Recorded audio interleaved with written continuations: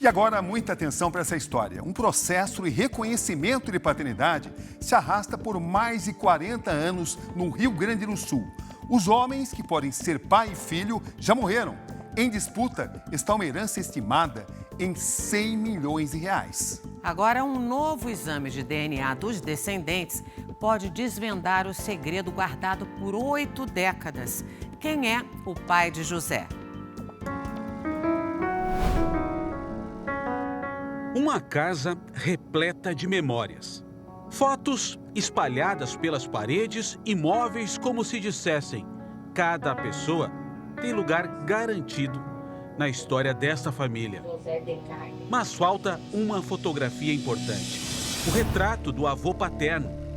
A família busca descobrir quem é esse parente.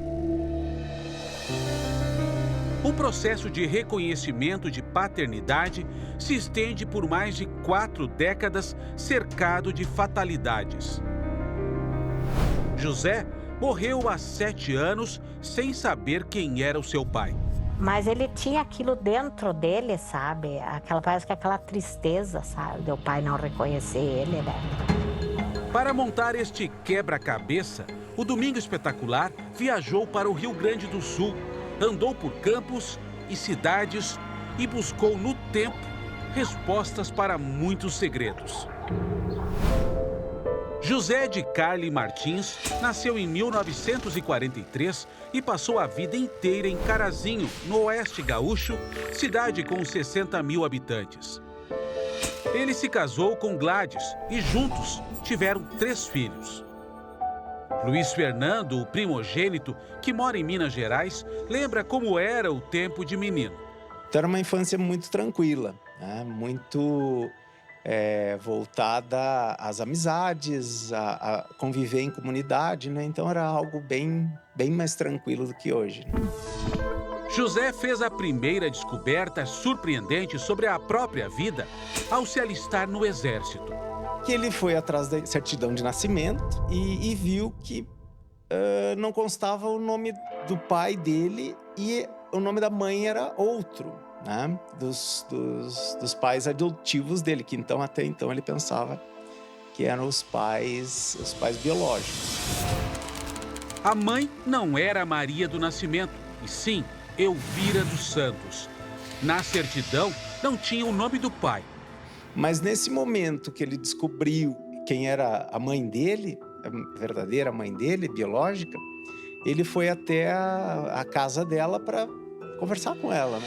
No dia em que foi ver a mãe, José encontrou Elvira morta. E aí, no momento que ele chegou lá, ela estava sendo velada, né? E então ele não conseguiu ter esse contato com a mãe biológica. Conhecidos contaram que após engravidar, a mãe teria se refugiado na casa de parentes na zona rural. José nasceu pelas mãos da avó, que era parteira. Poucas horas após chegar ao mundo, o bebê foi colocado em um trem e entregue aos pais adotivos que esperavam na plataforma da estação. Corria o boato que o pai seria um médico famoso, rico e influente, Décio Henrique Zago. Essa história começou neste endereço no centro de Carazinho. Nesse prédio, onde agora funciona uma galeria, seu Zago, um médico, tinha um consultório onde atendia a população quando estava na cidade. Foi aqui que ele conheceu a mãe do seu José, uma faxineira que ele havia contratado recentemente. José estava com 4 anos quando o médico Décio se casou com Manuela, a única filha de um dos homens mais ricos do Rio Grande do Sul.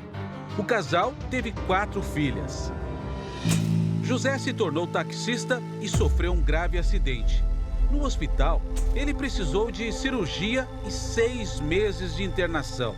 Como ele não tinha dinheiro, o médico que o atendeu disse que o Dr. Décio Zago era seu pai e pediu que pagasse as despesas do tratamento. O doutor falou para ele, quem tá bancando assim é o Dr. Zago. Foi aí que o seu José descobriu? Daí que ele descobriu que ele era filho dele. E a senhora lembra dele contar o que sentiu nesse momento? Disse que foi um choque muito grande. Gladys conheceu José internado no hospital. O rosto só aparecia os olhos dele tava todo cheio de as ataduras e a perna levantada, erguida. Foi feio o acidente dele. Mesmo assim, os dois começaram a namorar. Amor à primeira vista. De volta ao trabalho, José dividiu por quase 10 anos com Carlos o ponto de táxi no centro de Carazinho. Eram amigos. Encontramos o motorista com 76 anos de idade ainda na ativa. Uma ótima pessoa, trabalhadora, honesta, pessoa de bem. Na foto antiga, tirada em 1971, um registro dessa amizade.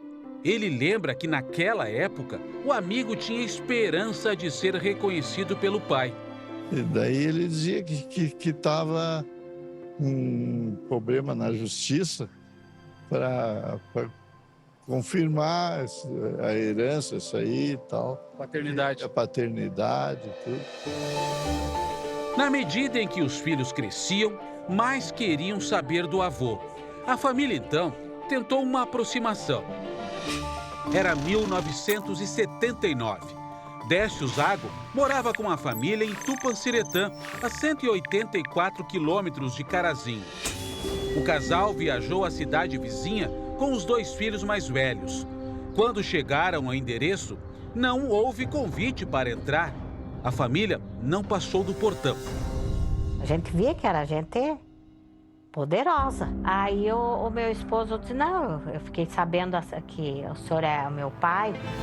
Foi a única vez em que José ficou lado a lado com o doutor Décio.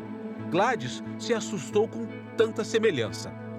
Os olhos azul, essas entradas assim que ele tem, igualzinho as mãos, a altura também. Então ele não disse que era e que não era. Ele não falou nada. Só mandou nós procurar os direitos que nós tinha. A lembrança daquele encontro permanece viva na memória de Fernando. E virou as costas, entrou e a gente acabamos voltando, né? Então voltamos para Carazinho. Em 1984, com 40 anos, José finalmente entrou com uma ação para reconhecimento de paternidade. Décio estava com 71 anos. A Justiça determinou um exame de HLA, antígeno leucocitário humano, que apontou 55% de probabilidade de Décio ser o pai de José. A gente via aquela alegria dele, sabe? Alegria que agora ele ia descobrir a verdade, né? Porém, o processo foi inconclusivo diante da Justiça.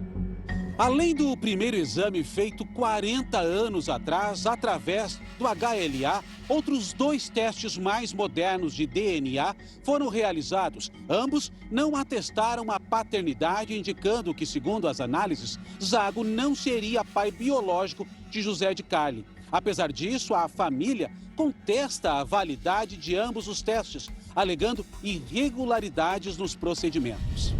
Para os exames de DNA, não houve coleta de amostra de Décio. Na época, ele vivia acamado, interditado pela família. Por isso, a Justiça determinou coleta em domicílio. Depois de dezembro de 2013, foram todas as pessoas lá fazer esse exame. Quando os peritos chegaram, ele havia falecido 2 dias antes, aos 100 anos de idade. Por mais que nos traga assim, um pouco de surpresa, foi cremado o corpo. Então, foi, com o perdão da palavra, foi quase uma queima de arquivo, né? Porque eles estavam muito bem avisados. Décio Henrique Zago e a esposa deixaram uma herança estimada em 100 milhões de reais para as filhas. São milhares de hectares de terras com fazendas de gado em vários municípios do Rio Grande do Sul. Imóveis urbanos, como apartamentos em Porto Alegre, além de empreendimentos comerciais. José morreu por complicações de uma diabetes em 2017, aos 73 anos de idade, sem saber quem era seu pai. Gladys e os filhos seguem com o processo. a advogada da família pede na justiça a realização de um novo exame de DNA de acordo com os protocolos legais. As partes comparecem e se faz a coleta um em frente ao outro. Não foi o que aconteceu nesse caso. Nesse caso, foram feitas coletas em separados, sem a presença da parte contrária, né? A coleta em domicílio. No primeiro teste, a coleta de amostra de uma filha e da esposa de Décio Zago foi feita em domicílio sem a presença de José, contrariando a determinação judicial de que todos deveriam coletar ao mesmo tempo no mesmo laboratório. No segundo teste, a coleta de uma filha de Décio voltou a ser em domicílio. Foi após a morte de José e a família dele não foi intimada para realizar o exame. Não houve coleta. Há ordem para que seja coletado dos 4 filhos do senhor José de Carli e da esposa. Ordem judicial, determinação judicial. Isso não aconteceu. Os filhos não são analisados. Segundo esse médico biólogo molecular, mesmo sem o corpo de Décio Zago e com José já falecido, ainda é possível determinar a paternidade. Infelizmente tem que apelar para exumação, preferencialmente aquele que já que está interessado em fazer o teste, né? Exuma e faz um teste usando ali o DNA colhido do cadáver e comparado com um dos filhos desse senhor. No novo teste de DNA, os advogados da família de José pedem que, além de todas as filhas de Décio Zago, também participe um sobrinho e também os filhos e a viúva de José. Esse processo é importante para os filhos, para os netos, saber quem é que era o avô. Então, por isso que a gente está levando isso para frente. Nós queremos a verdade disso aí.